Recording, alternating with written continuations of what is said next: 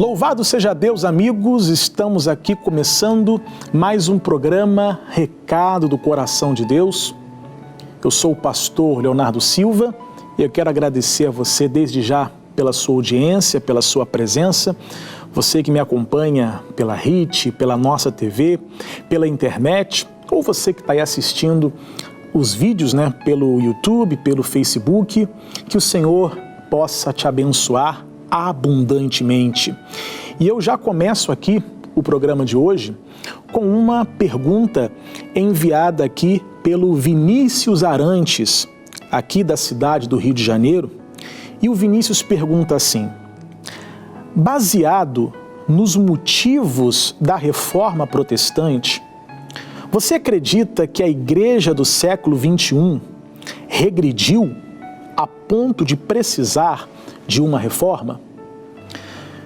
Vinícius, é muito interessante, muito importante essa pergunta.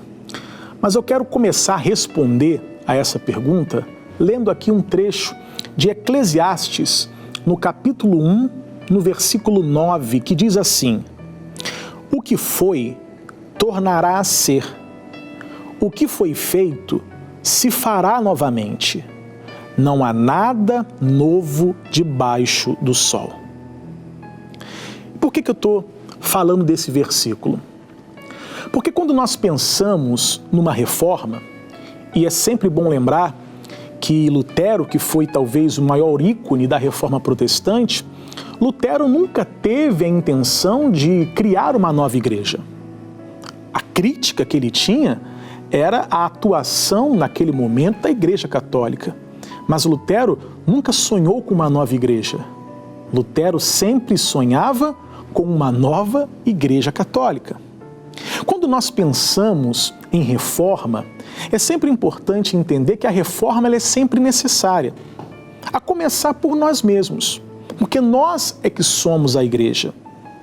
Não podemos pensar em reforma como algo que você precisa destruir tudo para construir de novo. Não.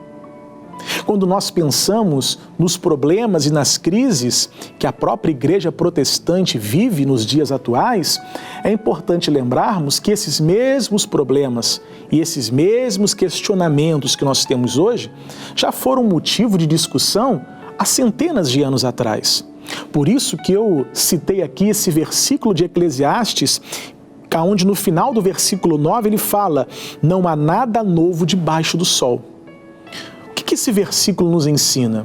Que a humanidade, ela passa a sua história como se fosse um círculo, como se fosse um relógio, que passa pelo meio-dia, mas depois passa pelo meio-dia de novo. Então, quando a gente olha para a história, a gente percebe que a humanidade, ela de vez em quando, ela sempre sofre dos mesmos problemas e passa pelas mesmas crises. Então é importante entendermos que isso é resultado do próprio ser humano. Quando a gente olha para Israel, no Antigo Testamento, a gente vai perceber que em vários períodos da história passaram pelos mesmos problemas. Quantas vezes a gente não vê na Bíblia Israel inclinado à idolatria? A idolatria levava Israel a ser dominado por um inimigo. E na dor e no sofrimento clamavam a Deus, se convertiam, se libertavam e venciam o inimigo. Aí Israel passava por um período de paz, de prosperidade, mas logo depois se deixava levar pela idolatria, a idolatria fazia com que os inimigos o dominassem, a dor os faziam buscar a Deus e se convertiam, se consertavam de novo. É um movimento cíclico. Então, quando nós pensamos na reforma hoje, nós temos que pensar na reforma do indivíduo. E reforma no que sentido? Não uma coisa revolucionária, nova, mas quando pensamos em reforma, nós temos que entender que a reforma ela tem que estar de acordo com os valores eternos do Senhor Deus. Muitas vezes nós ouvimos falar de reforma como se fosse uma novidade. Não, a palavra de Deus é a mesma, a palavra não muda, os ideais do Senhor não mudam, as regras de Deus não mudam. Então toda e qualquer reforma, ela tem que estar vinculada aos princípios e aos valores eternos do nosso Deus. Por isso que a reforma que é ideal nos dias de hoje é uma reforma que sempre Deus nos incentivou a fazer. Eu quero ler para você aqui algo que está em Jeremias, no capítulo 26, no versículo 13. Jeremias 26, 13, aonde diz assim: agora, pois, melhorai os vossos caminhos e as vossas ações, e ouvi a voz do Senhor vosso Deus. Olha o que a Bíblia fala: melhorar os vossos caminhos e as vossas ações.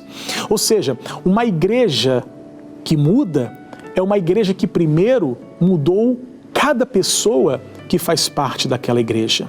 Assim como o nosso país, a gente olha para o Brasil e nós somos capazes de enxergar muitos problemas.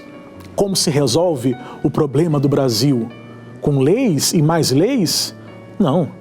Você resolve o problema mudando o indivíduo, porque o indivíduo é que faz parte da sociedade. Então não adianta uma reforma institucional se não tivermos uma reforma em cada ser humano. Por isso que é muito importante estudar a palavra de Deus.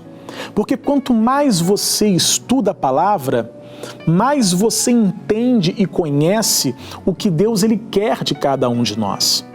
O grande mandamento que o Senhor Jesus nos deixou de amar o próximo é a base da reforma que qualquer um tem que fazer. Quando você passa a amar o próximo como a ti mesmo, quando você começa não apenas a crer nisso, mas a praticar isso no seu dia a dia, a reforma começa a acontecer. Porque, ao contrário dos tempos de Lutero, as pessoas não tinham acesso à palavra. Hoje não. Nós temos acesso irrestrito à palavra de Deus. Então, isso nos permite mudar individualmente. Então, quando cada membro do corpo muda, quando cada membro do corpo de Cristo, como diz aqui o texto de Jeremias, melhora os seus caminhos, então aquela igreja melhora. A prática daquela igreja melhora, não porque a instituição foi reformada. A prática da igreja melhora porque cada indivíduo fez uma autorreflexão e entendeu que precisava melhorar muitas coisas.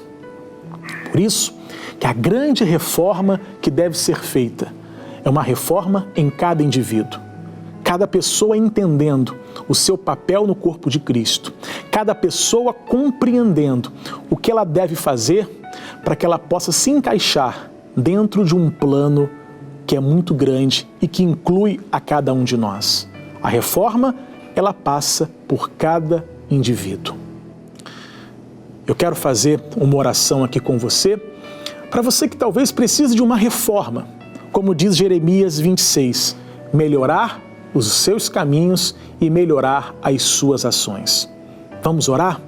Pai, em o nome do Senhor Jesus Cristo, eu oro pela vida destas pessoas que talvez precisem melhorar os caminhos, as atitudes, o comportamento. Se cada um se conscientizar, Pai, de que precisa melhorar, de que precisa fazer mais, a igreja protestante ela vai passar por uma revolução muito grande. Não porque a instituição foi reformada, mas porque cada membro, cada indivíduo se conscientizou de que precisa se alinhar a cada dia com a vontade de Deus. Obrigado, Pai, pela vida destas pessoas. Amém? E graças a Deus. Se você também quiser mandar uma pergunta, assim como o Vinícius mandou, você pode mandar a sua pergunta para este e-mail que está aí na sua tela, pastoreuquerosaber@gmail.com. Mande a sua pergunta e quem sabe a gente também não pode responder aqui no nosso programa. Um forte abraço para você e até mais na graça de Deus. A Igreja Internacional da Graça de Deus, em Copacabana, sob a liderança do pastor Leonardo Silva, convida você a participar de uma de suas reuniões. Segunda da Prosperidade, às 19 horas. Quarta da Família, às 7, 9, 18 e às 19h30. Sexta de Cura e Libertação, às 7, 9, 18 e às 19h30. Domingo de louvor e adoração, às 7, 9 e meia e às 18 horas. A Igreja da Graça de Copacabana fica na Avenida Nossa Senhora de Copacabana, número 1241, Galeria Atlântica. Venha e traga sua família.